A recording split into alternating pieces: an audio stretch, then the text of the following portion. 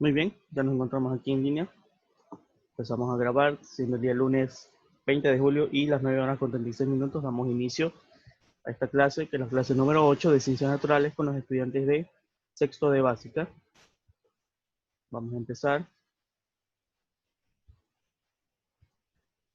Una vez más recordándoles, por favor, lo del icono, ¿sí? Al verlo, al pasar al portafolio, ¿sí? Bien, el día de hoy nos toca ver el tema 2.3 de nuestra unidad, que se denomina ciclo de vida de los invertebrados. Por favor, me ayuda con la lectura José Plugas.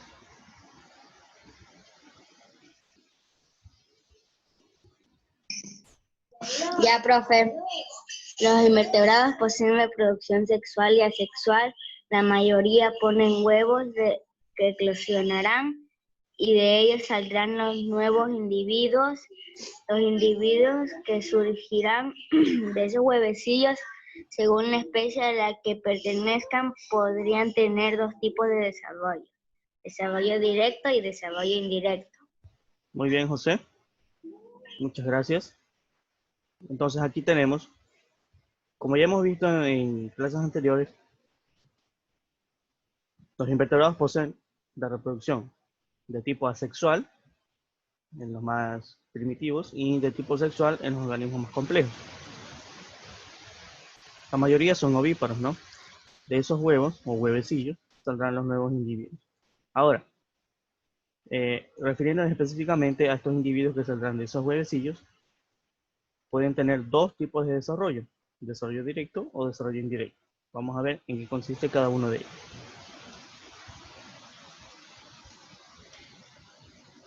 Con respecto al desarrollo directo, hace referencia al método reproductivo donde no existe una larva, es decir, un gusano, ¿ya? Un gusano pequeño, una larva. No hay larvas aquí. Entonces, ¿cómo son las crías? Pues las crías son básicamente como sus progenitores, pero de aspecto más pequeño.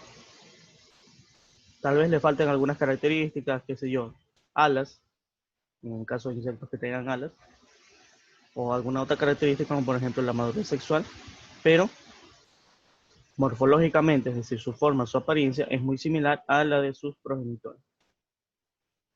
No pasan por este estado, ¿no? ¿Cómo se llaman estos animales que tienen desarrollo directo? Pues se los llama ametábolos. Como vemos aquí es muy común en varios tipos de insectos y en otros artrópodos, donde estos individuos que recién eclosionan, la eclosión se refiere cuando el huevecillo se rompe, pues y salen individuos, ¿no? Este cuerpo que presentan pues es muy similar al de los adultos y sus cambios no son muy notorios, salvo el del aparato genital, como les digo, la madurez sexual, para poder procrear o aumentar de tamaño, dependiendo de la especie, ¿no? Aquí vemos un ejemplo. Esto se llama un pececillo de plata, tiene un desarrollo directo. Al momento de nacer de los huevecillos, tiene un aspecto muy similar al de su progenitor. La única diferencia es que, por ejemplo, este ya es un organismo adulto. Observen que tiene un brillo gris, como de metal, por eso se llama pececillo de plata. En las etapas jóvenes, este brillo no se presenta. Es decir, este organismo no tiene este brillo, sino que tiene un color marrón oscuro, más o menos por ahí, pero no tiene este brillo. Este brillo ya lo presenta únicamente cuando ya es adulto. Esa es la única diferencia con respecto a las crías. De ahí el aspecto morfológico es igual, su forma es igual. Es parecido a la imagen que tenemos aquí abajo, observen. Esta es una cría, la cual va creciendo y va presentando otras características en tamaño. En forma es más o menos similar, observen que hasta las patas es el mismo número de patas que tiene hasta llegar a adulto. Cuando vemos esas características, se trata de un tipo de desarrollo directo, ¿sí? No nos olvidemos de eso. Vamos a abrir un espacio para las preguntas. Ahora vamos a ver de qué se trata el desarrollo indirecto, ¿sí? Bien, aquí tenemos al desarrollo indirecto. En este proceso, como vemos aquí, las crías sufren una serie de transformaciones muy necesarias para poder llegar al estado adulto. ¿Cómo se llama este proceso? Ustedes ya lo conocen. Este proceso se llama metamorfosis. No solamente se da en los invertebrados, también se da en algunos vertebrados como los anfibios. Y la metamorfosis puede ser de dos tipos, una metamorfosis sencilla o una metamorfosis completa. Vamos a ver las imágenes que tenemos aquí.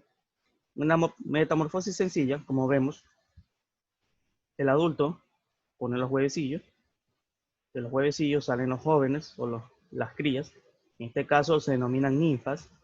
Observen que son similares al adulto. ¿En qué se diferencian? Pues en el caso de este, que es un saltamontes, las ninfas no tienen alas. El adulto, ya el saltamontes ya adulto, sí presenta alas. Las ninfas no presentan alas. En su crecimiento recién van apareciendo. Observen esta partecita verde de esta ninfa de acá. Esta estructura ya está creciendo y va presentando un crecimiento que al final va a dar origen a estas alas de aquí, ¿no? Eso es un desarrollo gradual, una metamorfosis sencilla. Mudará pues tal vez de exoesqueleto, pero en síntesis su apariencia será la misma, excepto por las alas pues, y la madurez de los órganos sexuales. En cambio, la metamorfosis compleja pues ya es una serie de procesos que permiten que, por ejemplo, del huevecillo, aquí faltan los huevecillos, sale la oruga o la larva.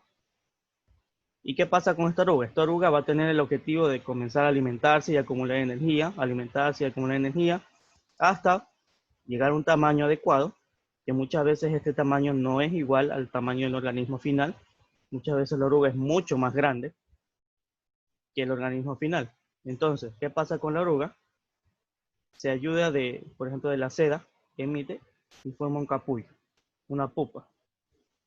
Dentro de esta pupa permanece inmóvil, al menos por fuera, porque por dentro está dándose una serie de transformaciones, en que básicamente su cuerpo es digerido, por decirlo así. Son enzimas digestivas que ayudan a digerir el organismo y esos nutrientes son reabsorbidos para generar las nuevas partes del cuerpo que van a ser necesarias. Una vez pasa el tiempo, pues ya la pupa se romperá y el individuo adulto va a salir, ¿no? Y obviamente, como vemos aquí, este adulto es muy diferente a la larva. ¿Observen? Es muy diferente. Ahí estamos hablando de una metamorfosis compleja, ¿sí? O completa, también le dice. Vamos a ver a detalle cada una de ellas. Tenemos aquí la metamorfosis sencilla. También se la llama hemimetabolismo, también se la llama metamorfosis incompleta. Como vemos aquí, en esta metamorfosis solamente tenemos tres fases: la fase de huevo, la fase de ninfa y la fase de adulto. Como les expliqué anteriormente, otra vez volvemos al ejemplo del saltamontes, la ninfa es igual al adulto excepto por el tamaño y por, en este caso, la falta de alas, ¿no? Hay insectos que también tienen este tipo de desarrollo, pero que no tienen alas. En este caso, la ninfa va a pasar por varias mudas. Va a mudar su exoesqueleto, su caparazón, en pocas palabras. ¿Ya? Mudará de su exoesqueleto. Y en cada muda, pues van apareciendo las características, como vemos aquí. Aquí cambia de tamaño. Aquí ya tenemos una presencia de estructuras que darán origen a las alas. Acá están más desarrolladas. Y en la última muda, ya nacerán con las alas completas y con sus órganos reproductores maduros, listos para poder procrear descendencia. Y cuando lo haga, pues pondrán huevecillos y el ciclo se va a repetir, ¿verdad? Una característica principal es que en la metamorfosis sencilla, en la que los jóvenes pasan por una serie de cambios, nunca dejan de alimentarse, ¿sí? Nunca dejan de moverse, continúan su ciclo vital de forma normal, moviéndose y alimentándose, yendo de un lugar a otro, simplemente creciendo y mudando su exoesqueleto. A diferencia del otro tipo de metamorfosis, donde la pupa no hace eso, la pupa se queda quieta, excepto en algunos casos muy puntuales en los que la pupa sí puede moverse. Veremos aquí entonces la metamorfosis completa, que también se la llama holometabolismo o metamorfosis complicada o metamorfosis compleja. Varios nombres, pero es lo mismo. Este tipo de desarrollo es muy característico de insectos superiores, como dice aquí, y podemos distinguir las siguientes fases. 4 fases: la fase de embrión, la fase de larva, la fase de pupa y finalmente la fase de adulto.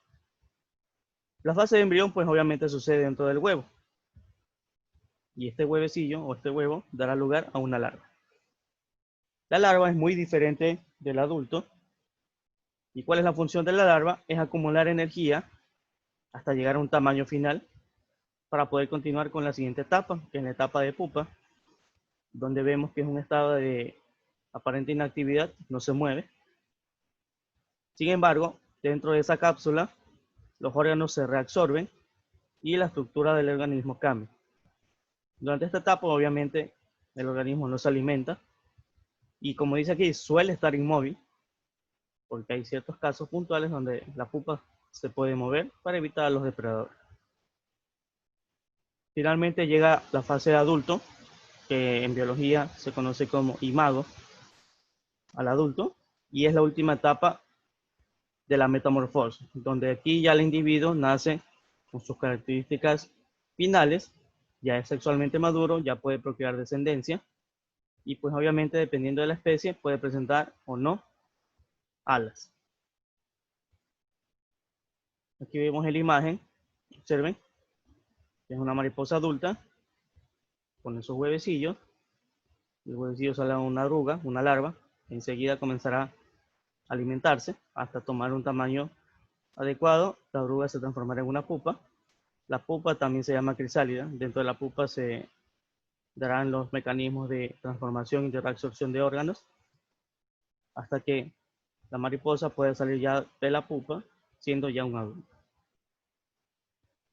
Esto que vemos acá no es más bien una metamorfosis completa, porque si pueden observar cómo tiene el exoesqueleto, observen que este exoesqueleto, esto es una cigarra por cierto, no tiene alas, pero el organismo que ya sale sí presenta alas.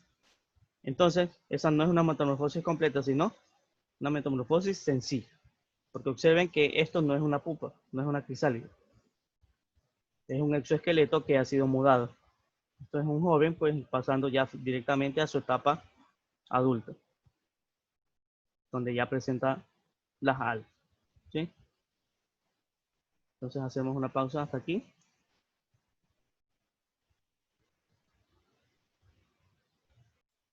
Muy bien, luego de la explicación de la clase, los tipos de metamorfosis, los tipos de desarrollo, tenemos aquí ya el taller, que es la actividad número 13, que consta de 6 preguntas, cuyas respuestas pues se encuentran dentro del documento, ¿no?